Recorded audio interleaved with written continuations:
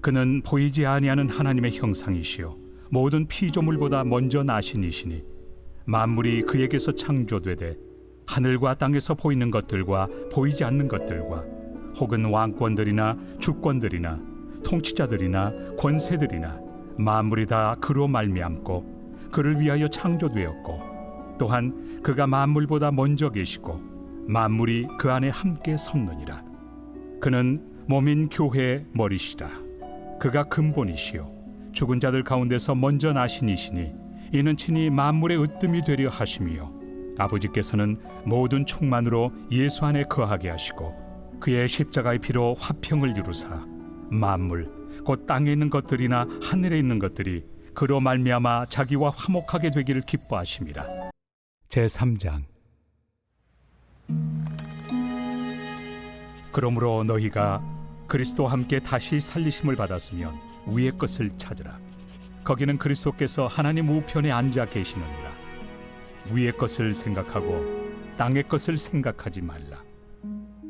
여러분 안녕하세요. 오늘도 말씀을 습득하는 저와 여러분 되길 주님의 이름으로 축원드립니다.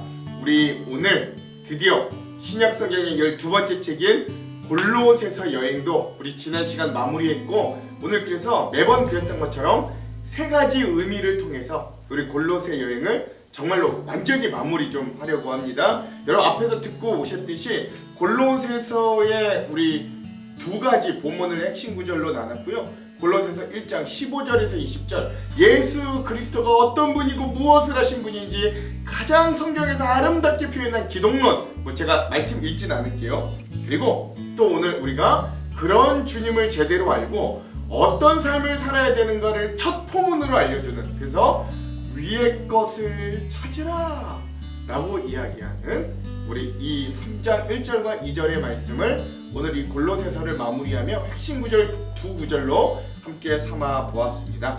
여러분 이거 마무리하면서요, 항상 우리 골로새서의 두 기둥 항상 이야기의 첫 번째는 뭐냐, 그리스도인들을 오염시키는 이단 사상을 강력하게 바로잡는 책. 그게 뭐 생각이든 삶이든 마찬가지. 또 한 축은 뭐냐, 예수님이 왜 그리스도 구원자이신가, 그런 기독론에 대한 깊은 편지, 그리고 그분을 읽는 자는 어떤 새로운 삶을 살아야 되는가를 알려주는 편지가 바로 골로새서다. 이런 골로새서 두 축으로 진행되었다. 여러분 이것도 한번 좀 잘 기억했으면 좋겠습니다. 자, 그럼 우리 정말로 이제는 세 가지 의미를 통해서 함께 좀 이 골로새서를 정말로 완전히 좀 마무리하려고 합니다. 우리가 첫 번째 기억해야 될 주제는 바로 만물의 머리 대신 예수 그리스도의 탁월함을 회복하라 라고 하는 주제입니다. 이 골로새서는요, 사도 바울이 로마 감옥에 갇혀 있을 때 쓴 옥중서신 중에 하나입니다. 우리 벌써 옥중서신 중에 세 가지를 했어요. 갈라디아서, 빌립보서, 그리고 골로새서, 그리고 이제 뒤에 빌레몬서까지 하면 우리 이제 네 권의 옥중서신을 다 한 건데, 재밌는 사실은 바울이 골로새 교회를 직접 개척하지는 않았다는 거예요. 여러분 이제 익히 잘 아시죠? 바울이 에베소에서 사역할 때 그의 제자였던 에바브라가 바울을 통해 복음 예수 그리스도를 받아들이고 고향으로 돌아와서 라오디게아와 골로새에 세운 교회가 바로 이 골로새 교회였던 거예요. 여러분 골로새는 인근의 라오디게아나 히에라볼리아에 비해서 규모가 그렇게 작은 성읍이 골로새 성읍이었지만, 바울은 이 에바브라라고 하는 제자를 통해 들려온 이 작은 교회 소식에 굉장히 깊은 관심을 가졌습니다. 그건 바로 이 신생교회에 침투한 혼합적인 이단의 문제 때문이었다는 거예요. 당시 골로새 교회는 헬라 철학, 유대교의 율법주의, 천사 숭배, 그리고 엄격한 금욕주의, 신비주의 이런 것들이 뒤섞인 굉장히 혼탁한 거짓 가르침들의 위협을 받고 있었습니다. 바울은 이 문제를 해결하기 위해 펜을 들었고, 이 편지를 통해서 복음의 정수인 예수 그리스도가 그 모든 것들보다 탁월하다라고 하는 이 그리스도론, 우리 예수 그리스도가 어떤 분인가를 선포하게 되는 거예요. 오늘 우리도 수많은 가치관이 혼재된 세상 속에 살고 있어요. 골로새서는 그런 우리에게 진짜 복음이 무엇인가를 다시금 일깨워 주는 거죠. 그러므로 그러한 세상 철학과 이단에 대항하기 위해서 바울은 예수 그리스도가 어떤 분이고 무엇을 하셨는지 골로새 교회에 굉장히 짧지만 아주 선명하고 굵게 설명합니다. 그래서 골로새서의 가장 중심적인 주제는 첫 번째 바로 예수 그리스도의 탁월성, 절대성, 이런 것들이죠. 사도 바울은 골로새 교회를 위협하던 모든 혼합주의적인 사상에 맞서서 예수 그리스도가 어떤 분이신지를 가장 높은 신학적인 언어로 선포하는 거예요. 그게 골로새서 1장 15절에서 20절인데요. 신약 성경 전체에서도 가장 웅장하고 아름다운 예수 그리스도에 대한 기독론이라는 본문으로 평가를 받는 부분입니다. 바울은 예수 그리스도를 보이지 않는 하나님의 형상이자 모든 피조물보다 먼저 나신 이로 소개하면서 만물이 그 예수로 말미암아 그를 위하여 창조되었다고 선언하는 거예요. 바울은 골로새 교회의 문제를 해결하기 위해 복잡한 철학적인 논쟁을 하지 않습니다. 그러나 대신에 예수님이 누구신가를 선포하는 전공법을 택하는 거죠. 그러니까 여러분 이거 당시에 이 골로새 지역에 퍼져있던 영지주의, 즉 하나님과 물질 세계 사이를 여러 중간 단계의 존재가 있다는 주장과 굉장히 정면으로 충돌하는 것이에요. 바울은 단호하게 말하는 거죠. 우리가 하나님을 알고 구원을 얻고 충만함에 이르는 길은 오직 완전한 신이시요 완전한 인간의 몸을 입고 구원을 이루신 예수 그리스도 한 분밖에 없다는 거죠. 골로새서 2장 9절에서 그 안에는 신성의 모든 충만이 육체로 거하신다라고 선언할 때 바울은 예수님이 단지 하나님을 닮은 분뿐만 아니라 하나님 자신이심을, 예수님이 바로 곧 하나님이심을 선포하는 거예요. 골로새서에서 바울이 증거하는 예수님의 기독론, 그 앞서 말씀드린 1장 15절에서 20절까지 나타났던 그 예수님의 기독론을 크게 살펴보자면 이렇습니다. 먼저 첫 번째, 예수님은 창조의 중보자가 되시는 거죠. 예수님은 보이지 않는 하나님의 형상이시고 만물이 예수님을 통하여 그분을 위하여 창조되었습니다. 세상의 어떤 권세나 영적인 존재도 그분 아래 있을 수밖에 없어요.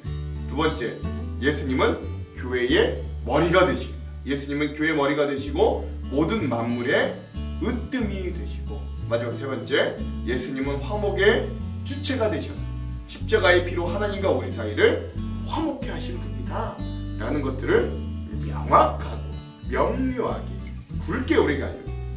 당시 이단들은 예수님으로는 부족하니 신비한 지식이나 천사 숭배가 더 필요하다고 유혹했어요. 그러나 바울은 단호하게 이렇게 말합니다. 골로새서 2장 9절에서 10절, 그 안에는 신성의 모든 충만이 육체로 거하시고 너희도 그 안에서 충만하여졌으니 그는 모든 통치자와 권세의 머리이시라. 아멘. 그렇죠. 근데 여러분, 오늘날 우리 교회 역시 이 골로새 교회가 받는 이런 도전들 위에 여전히 서 있습니다. 우리는 예수님을 믿는다고 말하면서도 여전히 신앙에 뭔가를 더하려고 하는 유혹에 항상 빠지기 쉽고 그리고 빠지고 있어요. 더 깊은 체험, 더 특별한 지식, 더 강력한 규칙과 훈련이 있어야 뭔가 우리가 온전해질 수 있다, 구원에 이룰 수 있다고 여기기도 합니다. 그러나 골로새서는 분명히 말해요. 이 안에 바울은 분명히 말합니다. 그리스도 안에 거하는 자는 이미 충만하였다고 말이죠. 신앙은 더 채우는 문제가 아니라 이미 우리에게 주신 이 그리스도 안에서 그 어떻게 깊이 거할 수 있는가, 그분에게 어떻게 잇댈 수 있는가, 우리 안에 이미 충만한 성령과 어떻게 동행할 수 있는가의 문제라는 거예요. 그러므로 오늘 우리의 신앙을 이 골로새서를 마무리하며 다시 점검해 볼 수 있어야 됩니다. 우린 여전히 예수님만으로 충분하다고 고백하며 살아가고 있지 않습니까? 맞아요. 예수님 한 분이면 충분합니다. 이 확신이 흔들릴 때마다 이단과 세상의 유혹이 틈을 타는 거죠. 그러니 으뜸 대신 예수만 바라보는 그 믿음의 고백이 오늘 이 골로새서를 읽고 마무리하는 우리들에게도 충만해지기를 간절히 축원합니다. 이게 첫 번째 의미였어요. 두 번째, 골로새서가 우리에게 주는 의미는 헛된 속임수를 이기는 위의 것을 찾는 삶이다 라고 할 수 있습니다. 골로새서가 기록된 중요한 이유 중에 하나가 앞서 말씀드렸죠. 교회 안에 스며든 거짓 가르침들 때문이었습니다. 바울은 골로새서 2장 8절에서 이렇게 매우 중요하게 경고해요. 누가 철학과 헛된 속임수로 너희를 사로잡을까 주의하라. 이것은 사람의 전통과 세상의 초등학문을 따름이요 그리스도를 따름이 아니니라. 아멘. 그렇죠. 바울은 골로새 성도들에게 세상의 초등학문과 철학에 휘둘리지 말라고 경고하는 거예요. 이 이단들은 손으로 하지 않는 할례, 엄격한 식사 규정, 몸을 괴롭게 하는 금욕주의가 경건의 척도라고 주장했습니다.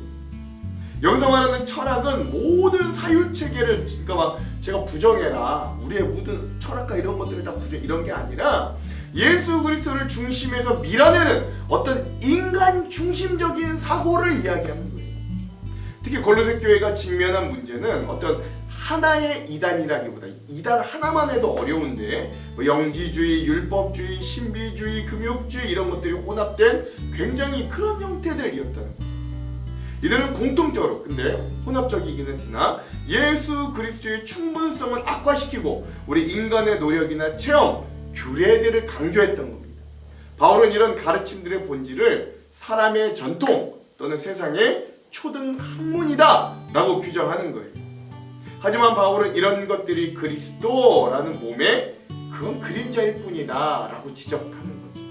진짜 경건은 그런 외부의 규율을 지키는, 어떤 규칙을 지키는 것뿐만이 아니라 우리의 생명의 근원 대신 예수 그리스도와 연결되는 것뿐이다 라고 하는 거예요. 그래서 바울이 이렇게 권면하는 거예요. 3장 1절에서 2절. 그러므로 너희가 그리스도와 함께 다시 살리심을 받았으면 위의 것을 찾으라. 거기는 그리스도께서 하나님 우편에 앉아 계시느니라. 위의 것을 생각하고 땅의 것을 생각하지 말라. 아멘. 그렇죠. 위의 것을 찾으라. 이건 현실을 외면하라는 말이 아니에요. 이 땅의 것을 무시하고 그냥 하늘만 바라보라는 게 아닙니다. 땅의 지체, 즉 음란과 부정과 탐심은 죽이고 하나님의 우편에 계신 예수 그리스도의 통치를 우리의 삶에 실현하며 살아가라는 말이에요. 우리가 예수 그리스도와 함께 죽고 다시 살리심을 받았다면 이제 우리의 시선은 이 땅에 썩어질 가치가 아니라 영원한 하나님의 나라의 가치를 향해 갈 수 있어야 된다는 거예요. 근데 여러분, 이 경고는요 오늘날 우리 그리스도인들에게도 매우 시적절합니다. 현대 교회 역시 성경보다는 우리 세상적인 더 강력한 담론들에 우리가 더 집중할 때가 있어요. 심리학, 자기개발, 성공학, 심지어 종교적인 어떤 체험조차도 예수 그리스도를 대체하는 그것들이 우리의 중심과 주인이 되어버리는 일들이 때론 비일비재하게 일어나기도 합니다. 바울은 그래서 기준을 분명히 제시하는 거예요. 어떤 가르침이든지 그게 예수 그리스도를 더 선명하게 드러내든지 아니면 그분을 가리는지를 잘 보아야 된다는 거예요. 그게 어떤 가르침이든 그걸 통해 예수가 더 드러나면 괜찮은데 그걸 통해 예수님이 가려지면, 사라지면 문제다라는 거죠. 근데 여기서의 분별은 배척이 아니라 기준이라는 게 기준. 그리고 우선순위의 문제죠.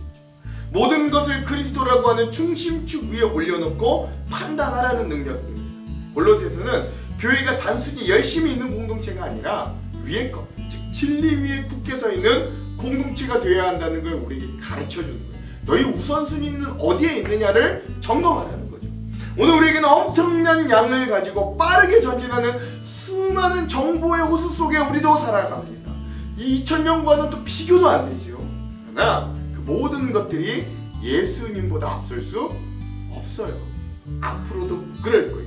그리스도와 함께 부활한 우리 그리스도인들이 땅의 일들보다 저 하나님 나라에 있는 영적인 삶의 우선순위를 바라보면서 예수님과 함께 여전히 이 땅에서 천국을 살아갈 수 있는 저와 여러분들 위의 것을 보는 우리 교회가 되길 주님의 이름으로 축원드립니다.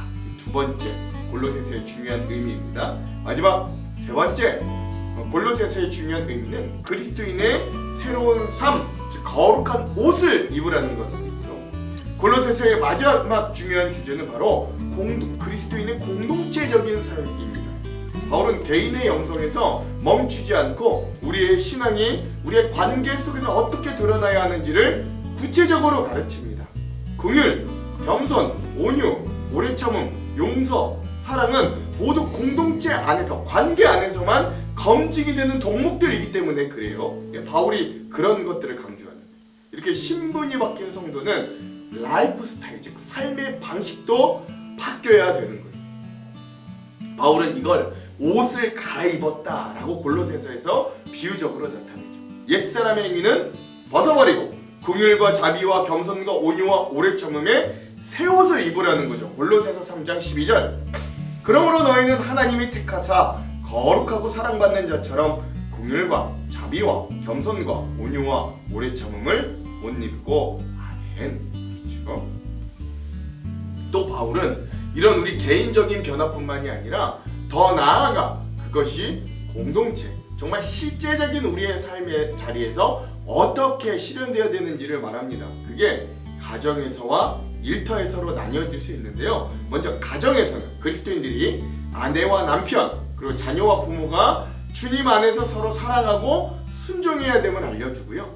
일터에서 당시의 종과 상전의 관계에서 눈가림만 하는 게 아니라 모든 것을 하든 죽게 하듯이 성실하게 해야 된다, 정직하게 해야 된다는 걸 또한 알려주는 것입니다. 그러니까 여러분, 이렇게 예수님을 믿는 이 복음은 관념 속에 머무는 게 아니라 우리의 가장 가까운 관계를 변화시키는 능력이 있는 거예요. 내가 입고 있는 옷이 예수 그리스도의 옷인지 아니면 여전히 세상의 욕망의 옷을 입고 있는지를 우리의 삶의 모습을 되돌아볼 수 있어야 되는 거죠. 모든 관계의 중심에 예수님이 계실 때 그것이 바로 하나님 나라의 모형, 즉 새로운 삶이 되더라라는 것입니다. 그 이후에 특별히 골로새서 4장에서는 바울은 교회 밖에 있는 사람들에게까지 이 시야를 확장하는 거죠. 교회 안 또는 우리 믿는 우리 가족뿐만이 아니라 그 바깥의 관계들까지요. 그래서 이렇게 권면하잖아요. 지혜로 행하여 세월을 아껴라. 너희 말을 항상 은혜 가운데 소금으로 맛을 낸 것 같이 하라. 라는 것들이 우리의 교회 밖의 삶, 믿지 않는 자들에게도 우리가 어떤 선교적인 삶을 살아야 되는가를 우리에게 알려주는 말씀이기도 합니다. 그리고 또 특별히 우리가 꽤 많은 시간 동안 이 한 명 한 명 우리 바울의 동역자들, 등장한 동역자들의 이름을 가지고 함께 좀 묵상했던 것도 기억하죠. 에바브라, 눈바, 아키포와 같은 인물들은 각자의 자리에서 복음을 살아낸 평범한 성도들, 동역자들이었어요. 그러나 그들은 굉장히 향기나고 아름다운 동역자들이기도 하였죠. 이게 골로새서의 마지막인 4장은 아름다운 동역자들의 이름으로 가득 차 있었습니다. 그래서 바울은 이게 옥중서실, 지금 감옥에 갇혀 있었지만 혼자가 아니었다는 걸 우리에게 알려주기도 하죠. 신실한 일꾼들이 등장합니다. 편지를 전달한 두기고, 변화된 오네시모, 함께 바울과 같이 아리스다고, 회복된 마가, 위로자 누가, 이런 사람들이 동역자들이 등장해요. 또 공간을 헌신했던, 삶으로 자기의 집을 교회로 삼았던 눈바라고 하는 여인, 이 자기의 집을 교회로 내어진 이 눈바 여인의 헌신은 공동체를 지탱하는 힘이 되기도 했고요. 또 특별히 직분을 끝까지 완수하라는 명령을 받은 아키포, 바울은 이 권면을 젊은 그 흔들리고 있는 사역자 아키포에게 전해주는데, 이거 중요하니까 한번 읽어볼까요? 골로새서의 맨 마지막 바로 직전에 있는 4장 17절, 아키포에게 이르기를 주 안에서 받은 직분을 삼가 이루라고 하라. 아멘. 이렇게 되어 있는데, 오늘 우리 교회 역시 이 아키포가 바울에게 받은 권면과 명령 앞에 여전히 서 있는 거예요. 우리 공동체는 세상과 구별되면서도 세상을 품어내고 있는 공동체인가? 골로새서는 우리에게 물어보는 거죠. 그리스도를 머리로 든 공동체는 반드시 사랑과 진리로 세상 가운데 끝까지 사명을 완수하며 서게 된다고 이야기합니다.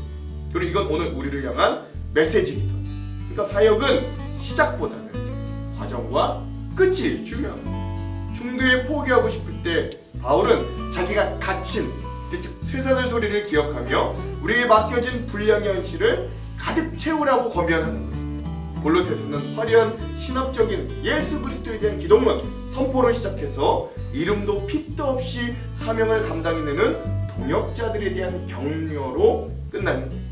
우리도 이 명단에 이름을 올린 자들처럼 각자의 자리에서 주님이 맡기신 직분들을 끝까지 완수하는, 우리의 영혼과 우리의 존재와 우리의 삶, 가정과 일터와 교회 밖에 있는 만나는 모든 관계들을 변화시키는 주님의 일꾼들이 되기를 또한 주님의 이름으로 축원드리는 것입니다. 우리 이렇게 골로새서의 세 번째 의미까지 함께 나눠봤습니다. 여러분들, 이 골로새서는 참 안타까운 것이 이 중간중간에 행사들이 너무 많아가지고 한 번에 쫙 집중하며 읽지 못했던 건 좀 아쉽지만, 그래도 이렇게 우리가 의미들을 다시 갈무리하면서 이 골로새서 여행을 잘 마무리했으면 좋겠고, 또 우리 시작되는 데살로니가 이 여행에도 함께 은혜로 해주시기를 간절히 소망합니다. 여기까지 오신 여러분들 수고하셨고 또 격려 드립니다. 기도할게요.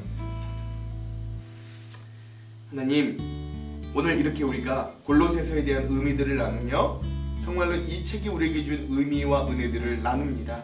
하나님, 읽고 그냥 생각하는 데서만 끝나지 않게 하시고 우리의 삶이 수많은 정보의 홍수 속에도 여전히 예수 그리스도를 우선순위로 삼고 위의 것을 생각하며 우리의 삶이 정말로 변하는, 그리고 교회의 진정한 동역자들이 되는 귀한 은혜들이 임하도록 인도하여 주시옵소서. 내일부터 시작될 데살로니가 여행 위에도 은혜로 예비하여 주시옵소서.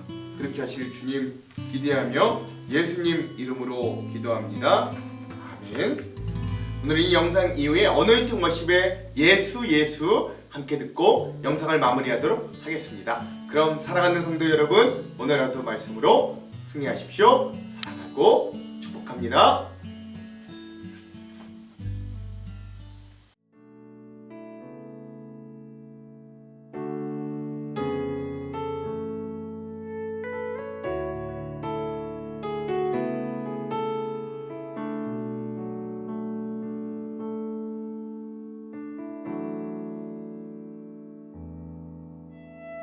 슬픈 마음이 있는 자, 몸과 영혼 병든 자, 누구든지 부르시오. 예수 이름 부르시오. 그 이름을 믿는 자, 그 이름을 부르는 자, 그가 어떤 사람이든 그는 구원 얻으리.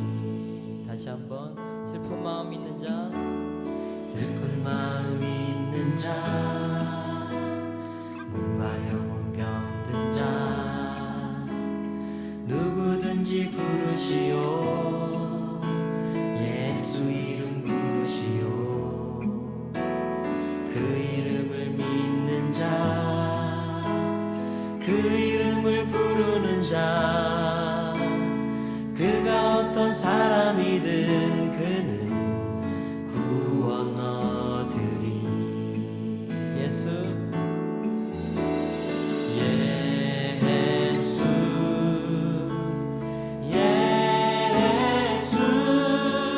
온 능력의 그 이름 예수, 나 외쳐 부르네.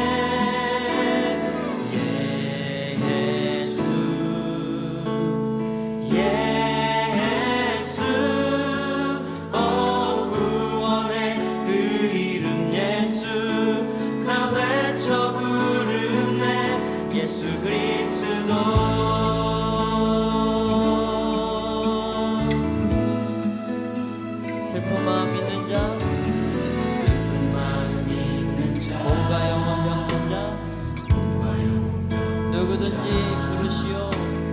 누구든지 부르시오. 예수 이름 부르시오. 예수 이름 부르시오. 그 이름을 믿는 자, 그 이름을 믿는 자, 그 이름을 부르는 자, 그 이름을 부르는 자, 그가 어떤 사람이든 그가 어떤 사람이든